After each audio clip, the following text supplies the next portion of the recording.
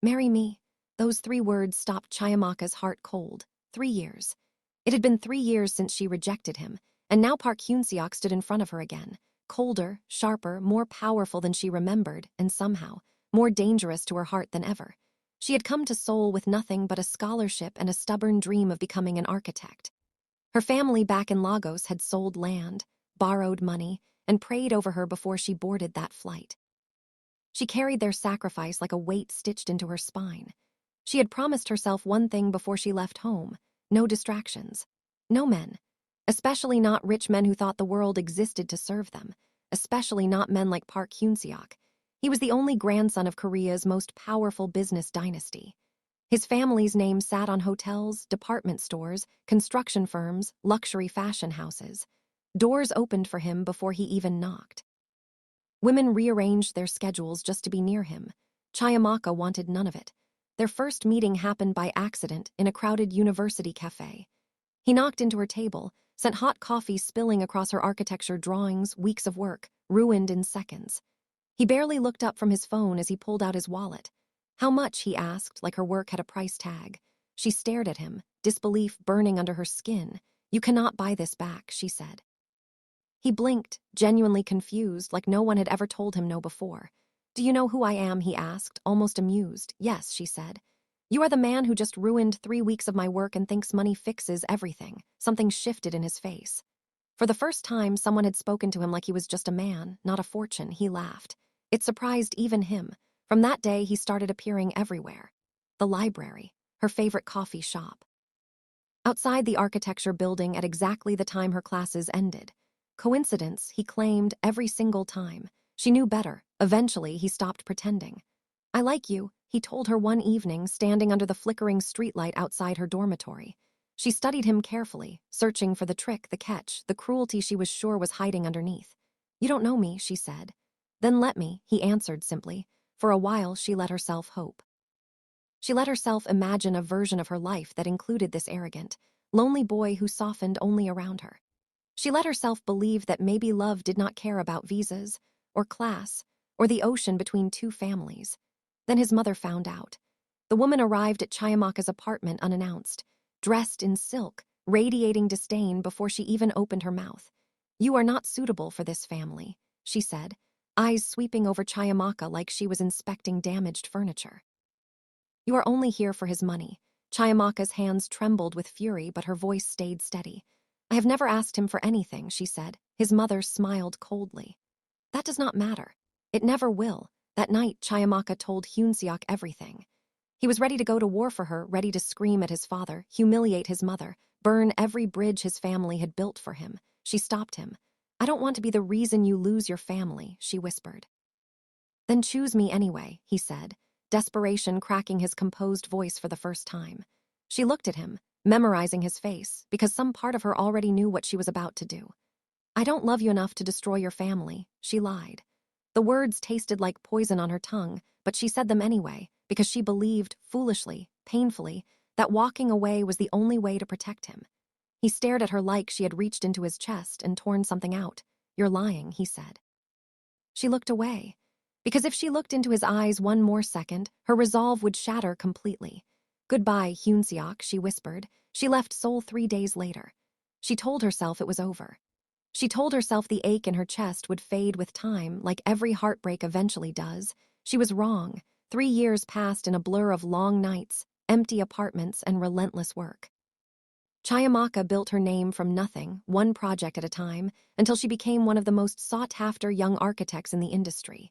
She was independent now, successful, guarded. She promised herself she would never again let a man make her question her own strength. Then her firm won a contract that pulled her back to Seoul. She told herself it meant nothing. Seoul was just a city, just business. She was wrong about that too. The meeting was supposed to be routine, a partnership discussion between her firm and a major construction conglomerate. She walked into the boardroom with her portfolio in hand, confident, composed. Then she saw him. Park Hyunseok sat at the head of the table, no longer the reckless heir chasing her through campus hallways. He was CEO now, commanding, unshakable. Everyone in the room deferred to him without hesitation. For one unbearable second, their eyes met. The cold, corporate mask on his face cracked, just slightly, just enough for her to glimpse the boy who once chased her through a Seoul winter with nothing but stubborn hope. Her pulse betrayed her instantly. After the meeting ended, he followed her into the hallway, his footsteps echoing with quiet urgency. "You came back," he said. "Yes," she answered, refusing to turn around. "Why didn't you tell me?" he asked. And for a moment his voice sounded like the boy she used to know, not the CEO everyone feared. "Because I didn't think it mattered anymore," she said. He was quiet for a long moment. "It mattered to me," he finally said. From that day, he began reappearing in her life, slowly, carefully, without pressure. No grand gestures, no attempts to buy her attention. He simply showed up. He remembered exactly how she took her coffee. He appeared at her office late one night when a structural dispute threatened to collapse her biggest project, quietly using his influence to smooth the crisis without ever mentioning it to her directly. When a rival firm tried to sabotage her reputation with a fabricated lawsuit, he stood beside her in the boardroom, silent but immovable, a wall between her and the storm. "Why are you doing this?" she finally asked him one night, exhaustion and confusion cracking her voice. "Because I loved you when I was still a boy who didn't understand what love meant," he said, stepping closer. "Now I understand." Her heart, guarded for 3 long years, began to crack open again. But peace never lasted long in his world. His mother returned, colder and more determined than ever. She had already chosen a bride for him, the daughter of a rival conglomerate, a merger disguised as a marriage. The kind of arrangement that would secure the company's future for another generation. Hyunseok refused outright. His family threatened to strip him of his position as CEO. He still refused. Then his mother came for Chiamaka directly, appearing at her office with the same icy composure she had worn 3 years earlier. "You left him once," she said. "Leave him again." Chiamaka met her gaze without flinching this time. "I left because I thought I was protecting him," she said. "I was wrong." His mother's eyes narrowed. "And now," Chiamaka said, "he is old enough to choose for himself." And so am I. That evening, she found Hyunseok waiting outside his office building, his expression unreadable in the dim light. "I spoke to your mother," she said. He closed his eyes briefly. "What did she say?" "She wants me gone," Chiamaka said. Again. "And what do you want?" he asked, voice barely above a whisper. She stepped closer, closing the distance she had spent 3 years running from. "For the first time in my life," she said, "I want to choose myself. And I choose you." His eyes filled with something raw and unguarded. Then he pulled her into his arms, holding her like he was terrified she might vanish again. 3 months later, Hyunseok stood before his entire family in the grand hall of their estate, Chiamaka beside him, her chin lifted despite the weight of every disapproving stare in the room. "I spent 3 years trying to become the man everyone wanted me to be," he announced, his voice steady despite the tension crackling through the room. "But I finally understand something. Success means nothing if I cannot choose my own happiness."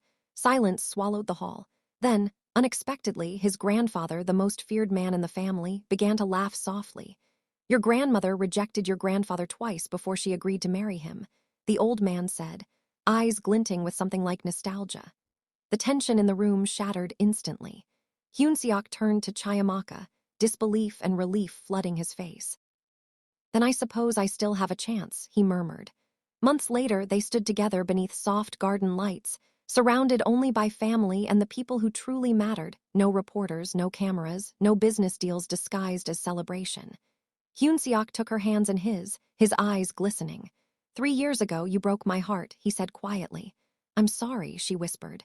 "Don't be," he said, leaning closer. "Because losing you taught me exactly what kind of man I needed to become. The kind of man you deserved all along." He kissed her forehead gently, and in that moment, every year of distance, every ounce of pain, every sacrifice finally made sense. Sometimes the person you walk away from isn't the wrong person. Sometimes they simply need time to become the right one.